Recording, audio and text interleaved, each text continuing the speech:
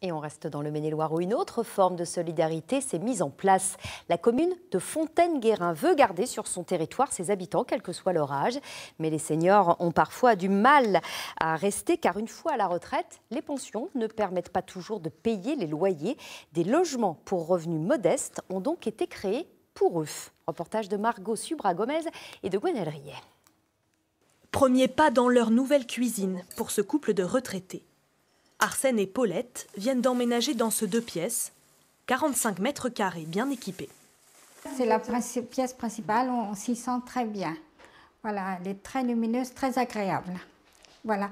Puis elle a de la largeur. Quand on est à la table, on peut quand même circuler autour. Oui, c'est très bien. Au moment de quitter leur logement, ils ont préféré cet appartement à une maison de retraite. Cela leur permet de rester dans leur voisinage tout en se sentant en sécurité.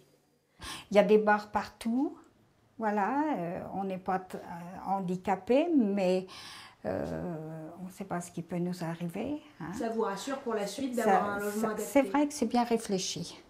À Fontaine-Guérin, commune d'à peine 1000 habitants, la lutte contre l'isolement est primordiale.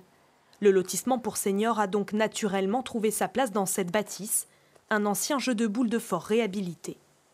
Pour l'association à l'origine du projet, la dépendance des personnes âgées n'est pas une fatalité. On partait du principe aussi que l'autonomie se préservait et que l'habitat pouvait vraiment y participer. Donc l'habitat en termes de logement, c'est-à-dire d'avoir un logement adapté, le fait de ne pas avoir de marche, etc., d'éviter les chutes, donc déjà l'autonomie, enfin, conserver une autonomie physique, mais aussi mentale ou morale et psychologique en étant entouré. Être entouré, c'est le supplément d'âme de cette résidence. Les 4 locataires sont plus que de simples voisins. On s'assoit. Arsène, tiens, viens, tu vas reprendre ta place. Paulette et Arsène rendent visite à Laure Fleury, elle aussi locataire. J'ai quitté Saint-Nazaire pour me rapprocher de mes enfants. Je suis restée 2-3 mois chez mes enfants, jusqu'à ce que je retrouve quelque chose.